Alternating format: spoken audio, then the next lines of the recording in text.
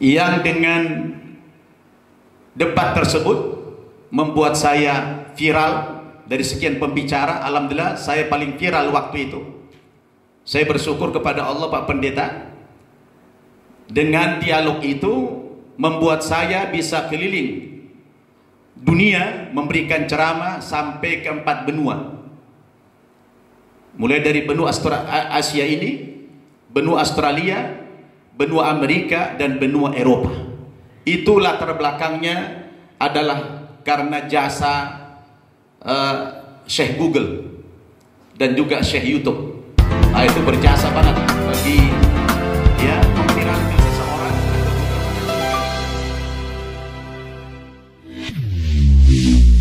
Narasumber kita adalah Ustadz Syamsul Arifin Nababan.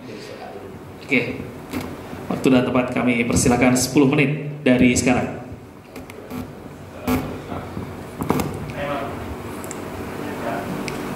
Bismillahirrahmanirrahim. Assalamualaikum warahmatullahi wabarakatuh.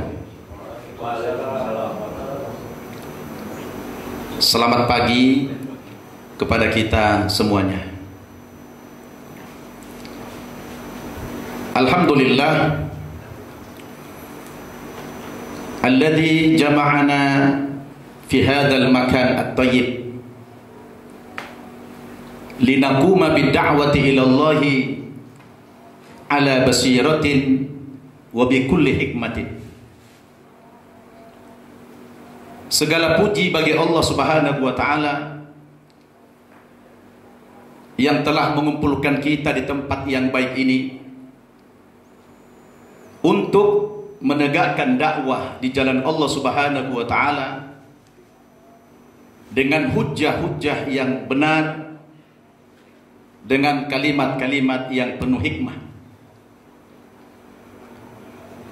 Alhamdulillah alladzi anzala al-kutuba as-samawiyah 'ala al-anbiya'i wal mursalin fa anzala at-taurata 'ala Musa wa anzala az-zabura 'ala Daud wa anzala al-injila 'ala Isa wa anzala al-Qur'ana 'ala Muhammadin alaihi wassalatu wassalam. Segala puji bagi Allah Subhanahu wa taala yang telah menurunkan kitab-kitab samawi kepada para nabi dan para rasul.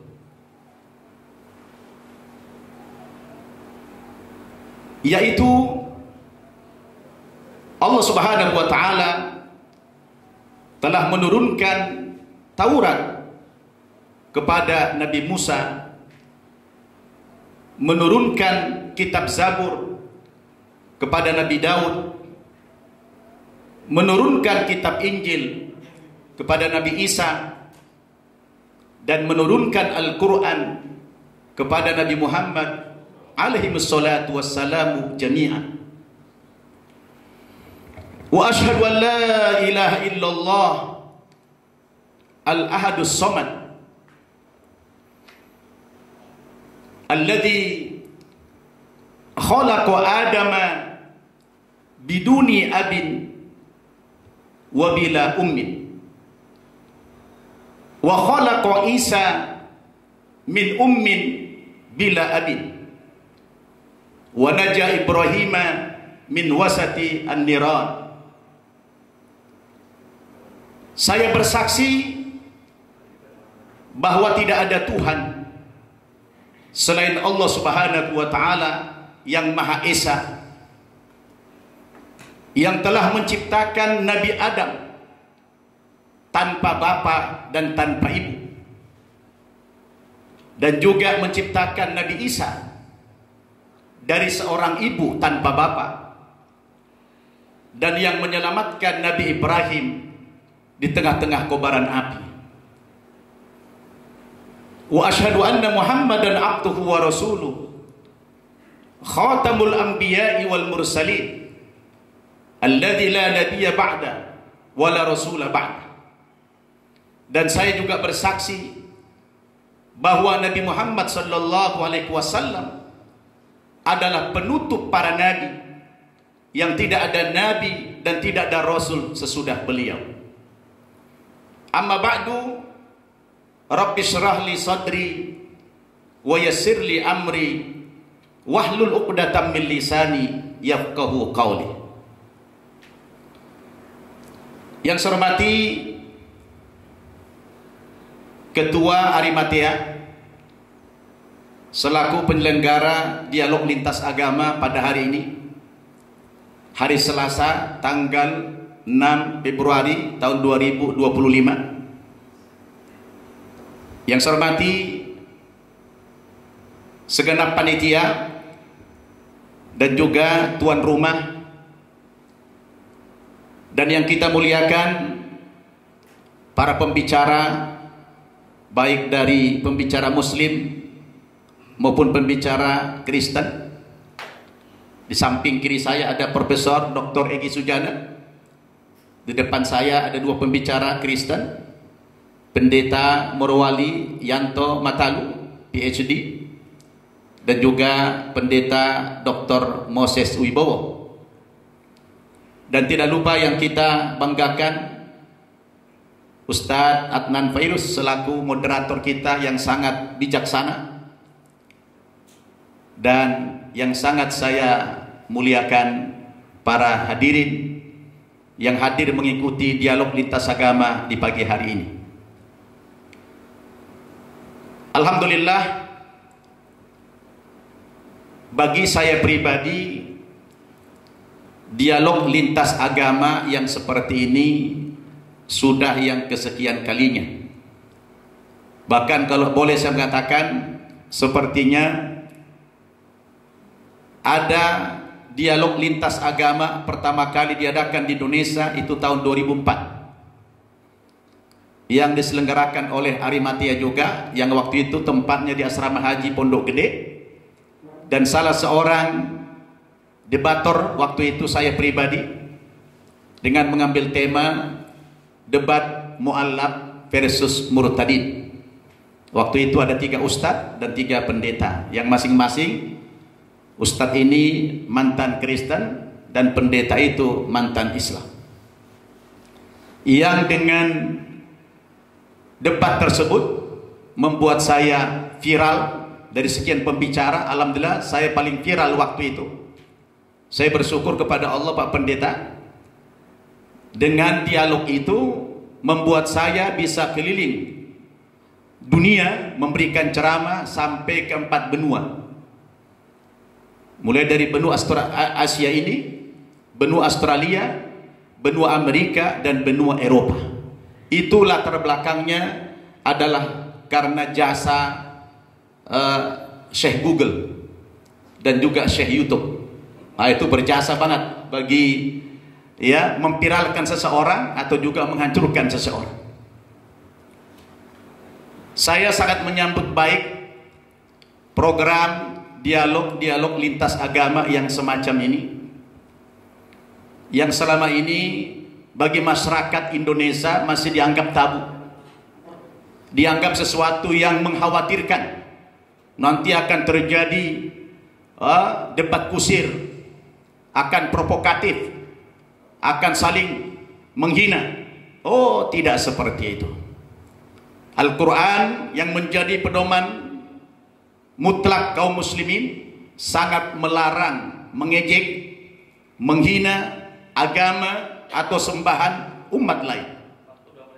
Allah Subhanahu wa taala sudah mengatakan dalam Al-Quran, surat Al-An'am ayat 108, "Wala tasubbul ladzina yad'una min dunillah fayasubbullaha adwan bighairi ilm." Jangan kamu ejek, jangan kamu hina sembahan-sembahan agama lain, karena kalau kamu hina Tuhan dan agama mereka, mereka akan mengejek Tuhanmu lebih dahsyat lagi tanpa ilmu pengetahuan. Ini jelas aturan di dalam Al-Quran. Dan dialog ini juga merupakan perintah Al-Quran. Nah, dalam rangka tidak boleh menghina, menyerang agama lain, maka dialog itu, Pak Pendeta, dalam Islam, dalam Al-Quran, dilarang kami berdialog dengan cara yang baik. Allah melarang umat Islam berdialog dengan cara yang baik. Lalu Allah perintahkan kami berdialog dengan cara yang terbaik. Jadi cara baik dilarang, apalagi cara jelek. Allah katakan dalam Al-Quran surat Al-Ankabut ayat 29, "Wala tujadilu ahlal kitabi illa billati hiya ahsan." Jangan kamu debat orang-orang ahli kitab terkecuali dengan cara yang terbaik. Jadi bukan cara baik.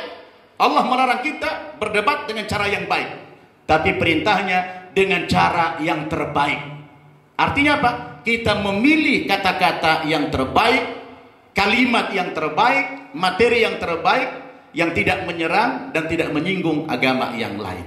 Nah inilah di dalam agama Islam diatur betapa pentingnya itu dialog. Nah tema kita hari ini menarik, adalah tauhid dan Tritunggal dalam perspektif logika.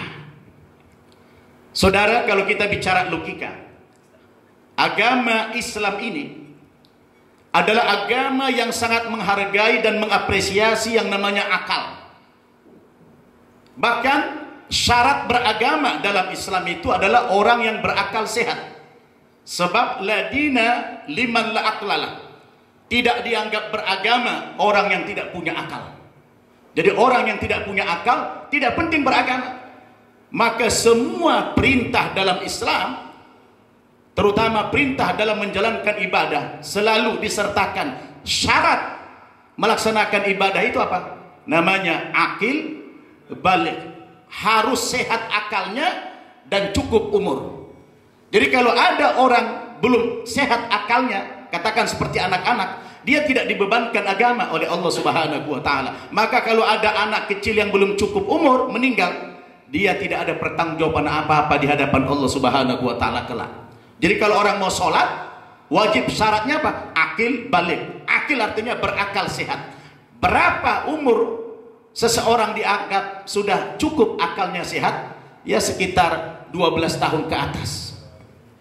Jadi kalau kita bicara logika ini, tauhid dengan pendekatan logika, nanti akan kita jelaskan lebih detail lagi dalam diskusi kita ini.